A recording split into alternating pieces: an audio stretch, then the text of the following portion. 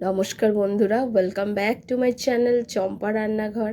আজ আমি আপনাদের সঙ্গে শেয়ার করব কুমড়ো আলুর দুর্দান্ত স্বাদের রেসিপি। সম্পূর্ণ নতুন পদ্ধতিতে তৈরি করে দেখাবো। প্রেশার কুকারে কুমড়ো আলু আর তেল দিয়ে তৈরি করে দেখাবো আজকের কুমড়ো আলুর মজাদার তরকারি। খেতে হবে ভীষণ টেস্টি, একদম অন্য রকম স্বাদে। তার জন্য এখানে 250 গ্রাম কুমড়ো আমি নিয়েছি। এখন এই কুমড়োটাকে আমি কেটে নেব একটু বড় বড়, যেরকম ধরুন আলুর দম বানাই সেরকম কুমড়ো আর আলুটাকে একটু বড় বড় করে আমি কেটে নিয়েছি। এখানে একটা বড় সাইজের আলু নিয়েছি আর 250 গ্রাম কুমড়ো নিয়েছি। আপনারা অনেকেই কুমড়ো খেতে পছন্দ করেন না, তবে আমি কথা দিচ্ছি এইভাবে যদি কুমড়োটা একবার রান্না করে খেয়েছেন এর স্বাদ জীবনেও ভুলতে পারবেন না।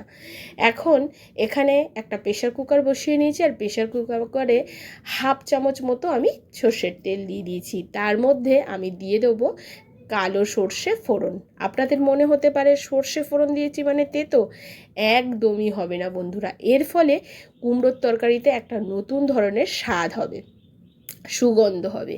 এবার কুমড়ো আলুটাকে এই সর্ষেটা যখন ফুটবে তখনই কুমড়ো আলুটাকে প্রেশার কুকারের মধ্যে দিয়ে একটু নাড়াচাড়া করে নিচ্ছি।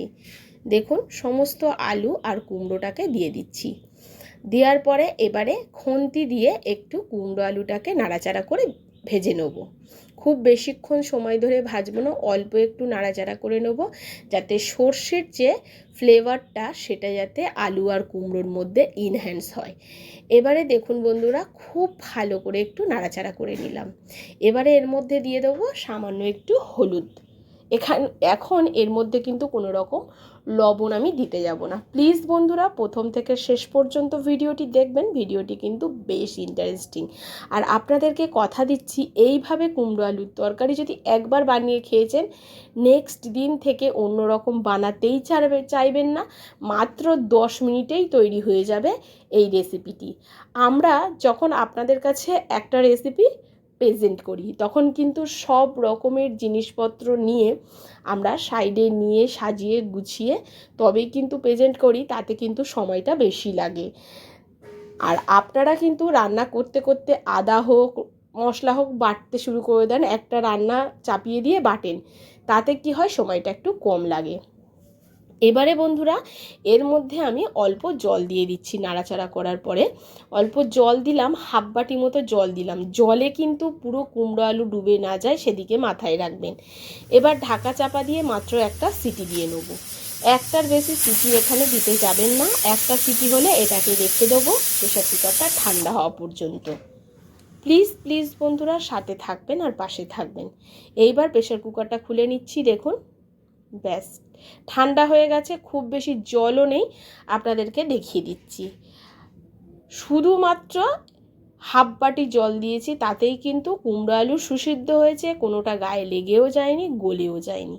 দেখুন এবারে কড়া বসিয়ে নিয়েছি আর কড়ার মধ্যে দিয়ে দেবো 1 চামচ সর্ষের তেল। খুবই কম তেল মশলায়ও তৈরি হয়ে যাবে আজকের এই সুপার টেস্টি রেসিপিটি। এখন এর মধ্যে তেলটা গরম হলে দিয়ে দিচ্ছি জিরা ফোড়ন, শুকনো লঙ্কার তেজপাতা জিরেটাকে একটু নাড়াচাড়া করে নিয়েছি। বেশ সুন্দর গন্ধ বেরালে হাফ চামচ গ্রেট করে রাখা আদাটাকে গ্রেট করে রেখেছি সেটাই দিয়ে দিলাম। আদাটাকে একটু নাড়াচাড়া করে নিচ্ছি। নেওয়ার পরে কিছু চেরা কাঁচা লঙ্কা এখানে এবারে অ্যাড করতে হবে। ঝালটা সম্পূর্ণ অপশনাল, এই কাঁচা লঙ্কার ঝালেই ঝাল হবে, অন্য কোনো রকম গুঁড়ো লঙ্কা এখানে অ্যাড হবে না। তার জন্য 5-6টা আমি কাঁচা লঙ্কা দিলাম আর দিয়ে দিচ্ছি একটা বড় সাইজের টমেটো কুচি। এবারে এইগুলোকে খুব ভালোভাবে নাড়াচাড়া করে তেলের মধ্যে ভেজে নেব। দেখবেন একটু নাড়াচাড়া করার পরে আদাটা কিন্তু একটু কড়াইতে লেগে যাবে, তাতে কিন্তু পুড়ে যাওয়ার সম্ভাবনা থাকে। তার জন্যে পরিমাণ মতো লবণটা এখানে একটু অ্যাড করে দিলাম, তাতে টমেটো আর আদাটা খুব ভালো করে ভাজাও হবে, কাঁচা গন্ধটাও চলে যাবে, টমেটোটা গলেও যাবে।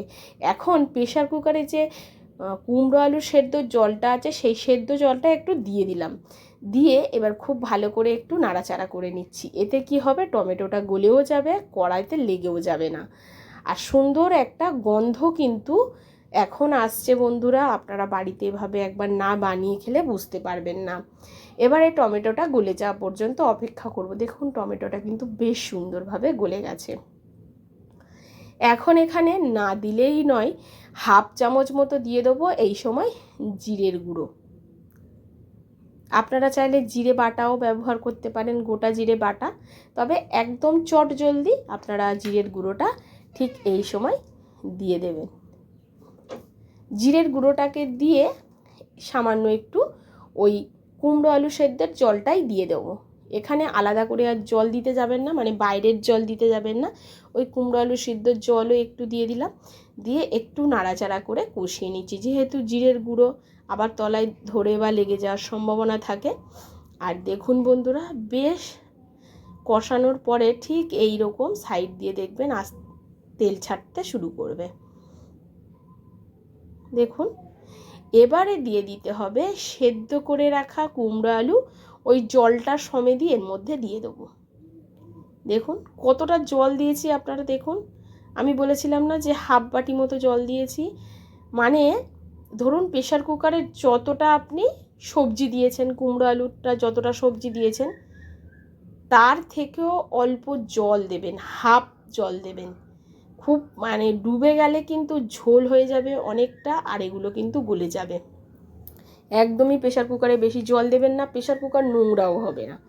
এবারে খুব ভালো করে নাড়াচাড়া করে নিচ্ছি। নাড়াচাড়া করার পর এটাকে একটু ঢাকা চাপা দিয়ে রান্না করে নেব। 3 থেকে 4 মিনিট রান্না করে নেব, কারণ আলু কুমড়ো সেদ্ধই আছে, বেশি ঢাকা চাপা দিয়ে রান্না করলে আবার গলে যাবে।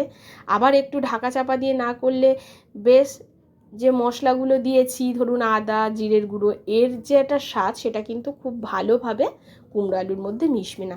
এখন কিন্তু সর্ষে যে ফোড়ন দিয়ে প্রেশার কুকারে সিটি দিয়েছিলাম তার কিন্তু বেশ সুন্দর একটা গন্ধ বেরোচ্ছে বন্ধুরা। আর এখন দেখুন তরকারিটা কিন্তু আমাদের রান্নাও হয়ে এসছে। এই রকম শুকনো শুকনো গামাখা রান্না করতে হবে। সবার শেষে একটু দিয়ে দিচ্ছি এখানে মিষ্টি, চিনিটা একটুখানি দিলে কুমড়ো আলু যেহেতু একদমই নিরামিষ তো খেতে টেস্ট লাগবে। আর সবার শেষে একটু ধনে পাতা ছিল, সেটাকে কুচিয়ে একটু ছড়িয়ে দিলাম। এবার এইটাকে নাড়াচাড়া করে একটা বাটিতে তুলে নিয়ে আপনাদেরকে দেখাবো কতটা সুন্দর হয়েছে। সত্যি বলছি বন্ধুরা, ভীষণ টেস্টি হয় এই নামমাত্র মশলায়।